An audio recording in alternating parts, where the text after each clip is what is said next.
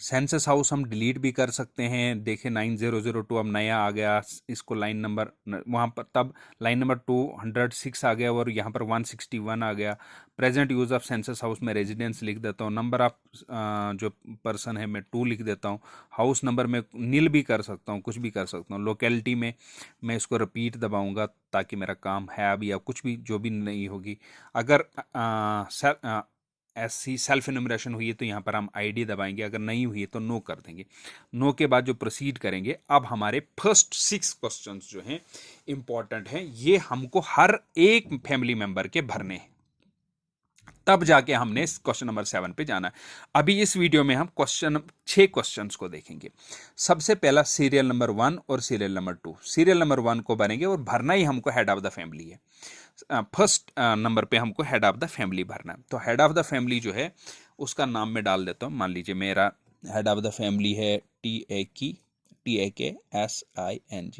Take Singh, और ये head आ गया।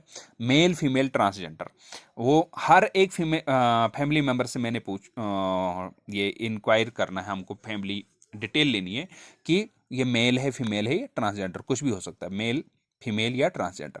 यहाँ पर डेट ऑफ बर्थ पे जब हम पहुंचे तो अगर मान लीजिए मुझे इनको आधार कार्ड भी नहीं है, कोई इनको पता नहीं कि कितनी डेट ऑफ बर्थ है, तो मैं क्या करूँगा, अप्रॉक्सीमेटली कैसे लगाऊंगा कि इनका बड़ा बच्चा जो है इस 55 में चल रहा है, 55 जो बड़ा बच्चा है इनका, चाहे मेल है फीमेल है, +20 में कर देता हूँ, या उनको पूछ लेता हूँ कि भाई क्या अंदाजन कितनी उम्र है। अगर उनके पास नहीं है इन्फॉर्मेशन, मैंने 75 एज डाल दी, 1951 इसको ऑटोमेटिक फैच कर लेता है ये ईयर ऑफ बर्थ।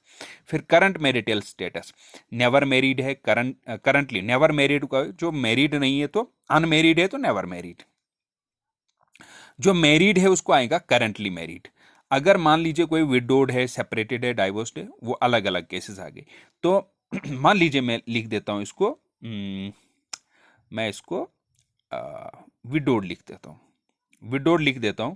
और यहां पर एज इसकी, age at marriage, age at marriage क्या आती है कि ये जो विडो पर्सन, ये जो 75 में है, इसने शादी कब की थी, तो शादी कौन से साल में की थी, तो जो जिस साल में, मान लीजिए 25 में, वो कैलकुलेशन भी हम उनसे पूछ के, ताकि ये कैलकुलेशन ठीक बैठे, बड़े बच्चे और ये शादी का अंतर जो है बराबर का रहे, और सेव डिटेल कर देता हूँ, और ये होगी इस एक की फैमिली डिटेल सेव होगी।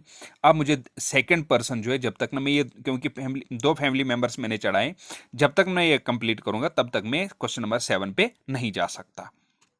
देखिए जब मैं सेकंड फैमिली मेंबर का भर रहा हूँ तो मैंने सेकंड फैमिली मेंबर का नेम लिख दिया।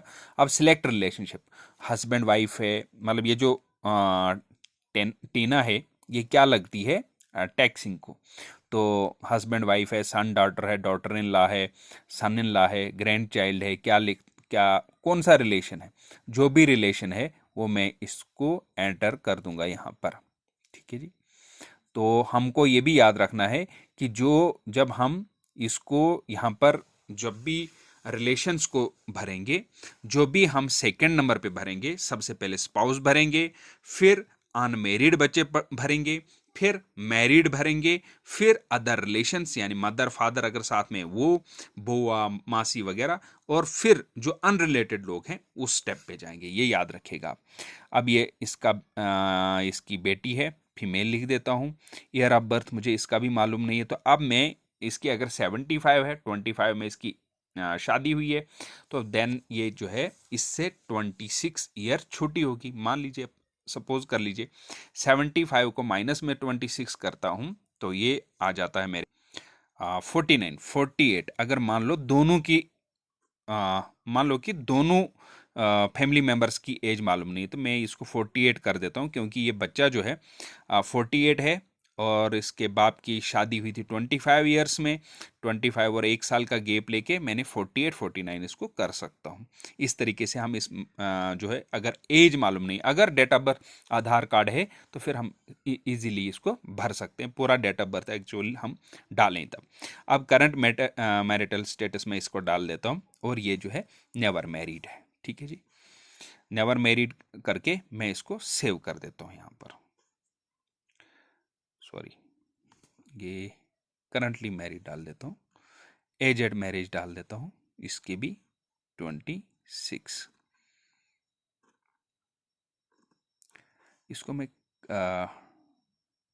इसको मैं सेपरेटेड में डाल देता हूँ, थोड़ा सा कॉम्प्लिकेटेड होना चाहिए हमारे पास, है ना, ताकि हमें ये मुझे अभी नहीं दिखा रहा है कि भाई ये क्यों 48। हाँ, एज जो है इसकी नहीं डली है मैंने, और ऊपर वाले रिलेशन भी इसके उड़ गए हैं। ठीक से मैं भर देता हूँ दोबारा से।